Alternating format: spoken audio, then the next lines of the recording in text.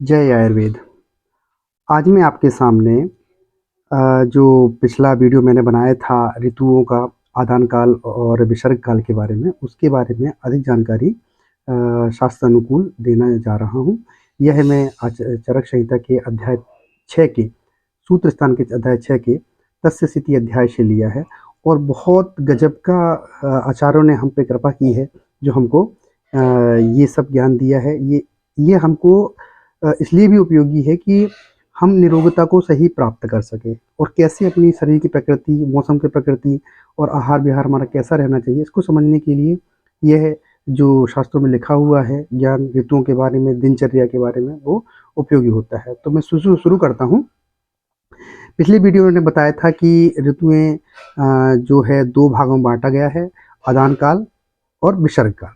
आदान काल में 3 ऋतुएं थी, शिशिर, बसंत, ग्रीष्म, और विसर्ग काल में वर्षा, शरद, हेमंत, है ना। तो आदान काल का मैंने और ये भी बताया था कि आदान काल ये रुक्षता को उत्तरोत्तर बढ़ाता है, विसर्ग काल रुक्षता को उत्तरोत्तर कम करता है, या यूं कहें कि स्निग्धता को बढ़ाता है।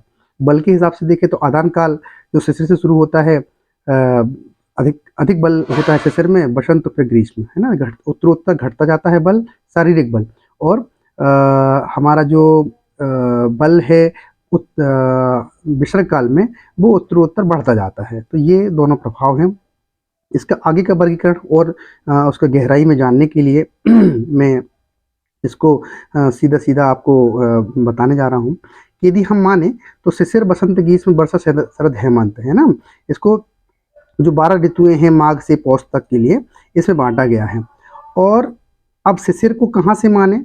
मान लीजिए कि जो मेरा एक हिसाब कहता है कि 15 दिसंबर से 15 फरवरी, जनवरी फरवरी, दो दो माह के हिसाब से हमने उसको बांटा है। तो शिशिर को 15 दिसंबर से 15 फरवरी मान लीजिए, बसंत को 15 फरवरी से 15 अप्रैल मान लीजिए, और ग्रीष्म को 15 अप्रैल से 15 जून मान लीजिए, वर्षा को 15 जून से 15 अगस्त मान लीजिए, और शरद ऋतु को जो विसर्ग काल में है 15 अगस्त से 15 अक्टूबर, और हेमंत ऋतु को 15 अक्टूबर से 15 दिसंबर तक हम इस प्रकार से एक सर्किल जो जनवरी से दिसंबर और जनवरी के बीच से मैंने लिया है उस हिसाब से ले सकते हैं। अब इसमें आगे यह है कि जो शिशिर ऋतु होती है 15 दिसंबर से 15 फरवरी, है ना, ये इसमें जो सूर्य का बल है ये पूर्ण बल रहता है, सूर्य अपने पूर्ण बल पे रहता है। इसके पहले की ऋतु जो विसर्ग काल में खत्म होती है वो है हेमंत ऋतु, है ना। हेमंत ऋतु जो 15 अक्टूबर से 15 दिसंबर तक रहती है, इसमें जो शारीरिक बल होता है वो सबसे अधिक होता है। हेमंत ऋतु शीत ऋतु का ही एक भाग है। इसके आगे ही ये शिशिर ऋतु आती है। तो शिशिर ऋतु से स्टार्ट करते हैं 15 दिसंबर से 15 फरवरी। इसमें सूर्य का बल पूर्ण होता है, शरीर का बल भी इसमें अधिक होता है, पूर्ण रहता है, और चंद्र का बल क्षीण रहता है। भूमंडल का जो स्वभाव है, समझिए, रूखापन शुरू हो जाता है इसमें। तो रुक्षता होती है भूमंडल के स्वभाव, भूमंडल के जो स्वभाव होता है, रुक्षता बढ़ती जाती है, धीरे धीरे हल्की सी रुक्षता शुरू होती है। प्राणियों का बल इस समय श्रेष्ठ बल रहता है। अगला बसंत ऋतु जो 15 फरवरी से 15 अप्रैल, इसमें चैत और बैसाख आते हैं भारतीय मास के अनुसार। शिशिर में माघ और फागुन आए थे, इसमें चैत्र और बैसाख आते हैं। इसमें सूर्य का बल जो होता है पूर्णतर रहता है। मतलब यदि पूर्ण को हम एक पॉइंट देते हैं तो पूर्णतर को 2 पॉइंट, तो सूर्य का बल जो होता है वो 2 पॉइंट पे रहता है, ठीक है। और चंद्र का बल यहाँ पे क्षीणतर, है ना। तो ये क्षीण से क्षीणतर दूसरे बल पे आता है ये। और जो भूमंडल का स्वभाव होता है वो भी रुक्ष से रुक्षतर हो जाता है। रूखापन को हम 1 पॉइंट देते हैं तो रुक्षतर को दूसरा पॉइंट, मतलब रूखापन 2 पॉइंट पे यहाँ पहुंच जाता है बसंत ऋतु में। द्रव्य में जो रस होता है कषाय, प्राणियों का बल मध्यम बल रहता है। यदि हम श्रेष्ठ बल को 3 नंबर देते हैं यहाँ प्राणियों के बल में, तो यहाँ श्रेष्ठ 3 था तो यहाँ पे 2 बल आता है। मतलब ये मध्यम का स्वभाव वाला ऋतु रहता है ना। एक चीज ये हो गई। तो हमने क्या पढ़ा? अगला है ग्रीष्म ऋतु, ज्येष्ठ से आषाढ़, और 15 अप्रैल से 15 जून मान लीजिए। सूर्य का बल इसमें पूर्णतम होता है। इस कैटेगरी में बल के हिसाब से 3 पॉइंट मिलेंगे इसको, सूर्य के बल को सबसे अधिक रहता है। चंद्र के बल को इसमें क्षीणतम रहता है, मतलब इसमें हम इसको पॉइंट 1 देंगे, है ना। भूमंडल का स्वभाव रुक्षतम होता है, इसमें भी 3 पॉइंट हम रूखेपन को देंगे, ठीक है। और प्राणियों का बल अल्प बल, सबसे कम बल इसी ऋतु में, ग्रीष्म ऋतु में होता है। तो आदान काल में हमने देखा कि सूर्य का बल जो शिशिर बसंत ग्रीष्म इस ऋतु में इस हिसाब से चलते हैं। तो सूर्य का बल 1, बसंत में 2 और ग्रीष्म में 3। चंद्र का बल 3, बसंत में 2 और ग्रीष्म में 1, ऐसा मान लीजिए। भूमंडल का जो स्वभाव होता है रूखापन, रूखापन शिशिर में 1, बसंत में 2 और ग्रीष्म में 3, सबसे अधिक रूखापन होता है। और प्राणियों का बल यहाँ पे श्रेष्ठ बल होता है किसमें, शिशिर ऋतु में। तो उसको बल को जो सबसे अधिक है उसको मैंने 3 पॉइंट दिए हैं। 3 10 प्राणियों का बल इसमें सबसे अधिक होता है, 3 देंगे नंबर इसको। प्राणियों का बल बसंत ऋतु में मध्यम बल में 2 आएगा और ग्रीष्म ऋतु में अल्प बल मतलब 1 पॉइंट है। तो ग्रीष्म ऋतु में भूमंडल का स्वभाव का रूखापन जो रहता है वह 3 पॉइंट में रहता है और मनुष्य का बल 1 पॉइंट में रहता है। समझिए भूमंडल के स्वभाव से शरीर के स्वभाव का कितना बड़ा महत्व है। आगे है विसर्ग काल के वर्षा शरद हेमंत। तो वर्षा ऋतु को हम सावन भादो कैटेगरी में रखते हैं। 15 जून से 15 अगस्त रहता है ये। अगला विसर्ग काल है। विसर्ग काल में 3 ऋतु हैं, वर्षा शरद हेमंत। वर्षा ऋतु सावन भादो और 15 जून से 15 अगस्त तक रहता है। शरद ऋतु 15 अगस्त से 15 अक्टूबर, हेमंत 15 अक्टूबर से 15 दिसंबर। अब सूर्य का जो बल रहता है वर्षा ऋतु से क्षीण, क्योंकि इसके पहले ऋतु में सूर्य का बल पूर्णतम था, अब यहाँ से क्षीण होना शुरू होता है सूर्य का बल। तो क्षीण की कैटेगरी में हम देखें तो इसको 1 पॉइंट मिलेगा। सूर्य का बल अभी 1 पॉइंट है यहाँ पे, क्षीण मतलब कमजोर है, अब कमजोर होना शुरू हुआ।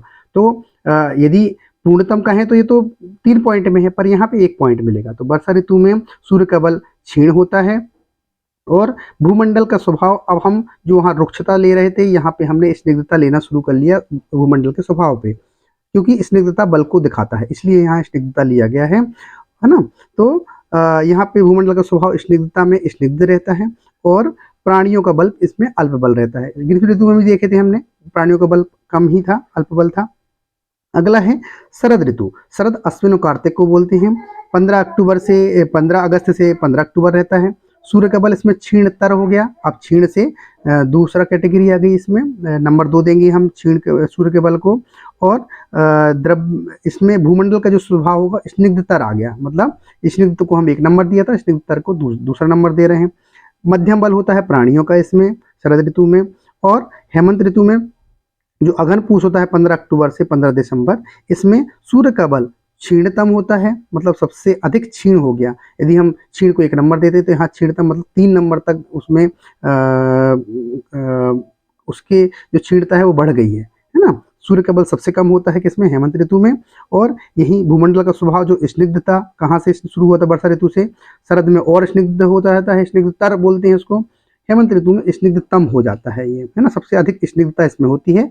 सबसे अधिक स्निग्धता मतलब सबसे कम रुक्षता। जब सबसे अधिक स्निग्धता होगी तो सबसे अधिक प्राणियों का बल सबसे अधिक इसमें ही होगा। स्निग्धता प्राणियों के बल को डायरेक्ट दिखाती है और स्निग्धता डायरेक्टली प्रोपोर्शनल टू बल, प्राणियों का बल।